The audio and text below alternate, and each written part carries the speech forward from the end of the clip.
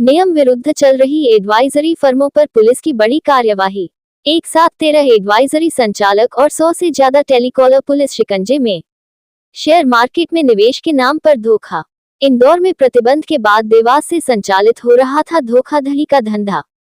World news network Dewas के bureau प्रमुख सादिक अली के अनुसार देवास पुलिस ने नियम विरुद्ध चल रही शेयर मार्केट एडवाइजरी पर एक साथ कार्यवाही करते रहे एडवाइजरी फर्मों के संचालक और 100 से अधिक टेलीकॉलर और अन्य सहयोगियों को गिरफ्त में लिया है।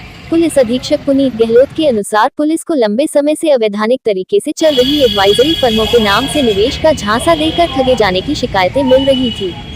पुलिस ने टीम बनाकर अलग अलग थाना क्षेत्रों में एक ही समय पर कार्यवाही करते हुए 100 से लोगों को पूछताछ के लिए हिरासत में लिया, साथ ही 150 से ज्यादा लैपटॉप, कंप्यूटर और मोबाइल जांच के लिए जब्त किए हैं।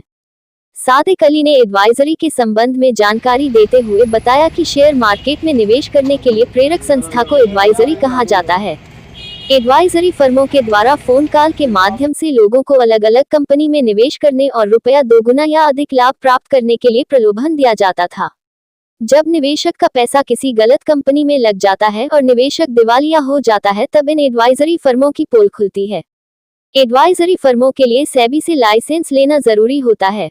सेबी इंग्लिश का शॉर्ट फॉर्म है, जिसका हिंदी अर्थ भारतीय प्रतिभूति और विनिमय बोर्ड है और यह भारत सरकार का एक नियामक निकाय है। सेबी की स्थापना 12 अप्रैल 1988 को हुई थी। ये भारत में प्रतिभूति और कमोडिटी बाजार को नियंत्रित करता है।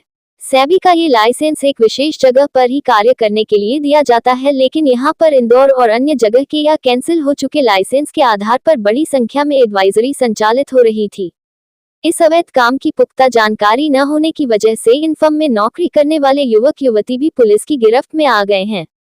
एडवाइजरी फर्मों में टेलीकॉलर के नाम पर युवक और युवतियों से न्यूनतम वेतन पर कॉलिंग करवाई जाती थी और लोगों को निवेश करने पर रकम दोगुना लाभ कमाने के झांसा दिया जाता था।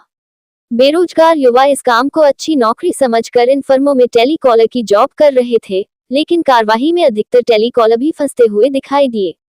हालांकि पुलिस का कहना है कि अवैध एडवाइजरी संचालकों पर ही कार्यवाही होगी, लेकिन अब सवाल यह है कि उन आम निवेशकों का क्या होगा जिन्होंने अपनी मेहनत की कमाई इन फर्जी एडवाइजरी के कहने पर लगा दी है।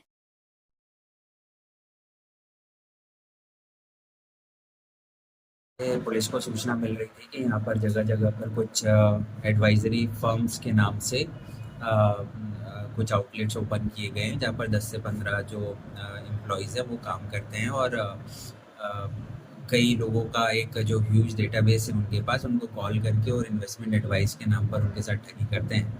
उक्त इन्फॉर्मेशन को पुख्ता करने के लिए आज देवास सिटी में हमारे 5 थाना प्रभारियों की टीमों के द्वारा 13 अलग अलग जगह पर जॉइंट रेड की गई है और सभी से अभी प्रारंभिक पूछताछ की जा रही है।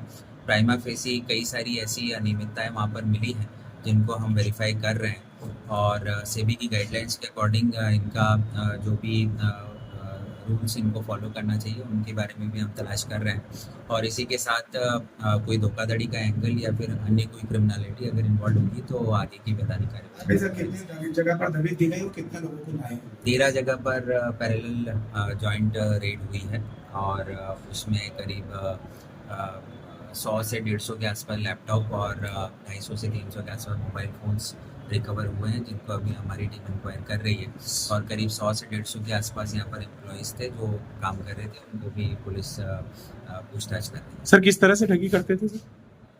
किस तरह से करते थे सर? अभी जैसा बताया कि जस्ट अभी हम उनको पूछताछ के लिए लेकर आए हैं, तो हमारी टीम सब पूछताछ में लगी है, तो शाम तक हम स्थिति क्लियर करेंगे। सर कुछ संदेश जनता के लिए आपकी इस तरह की एडवाइजरी?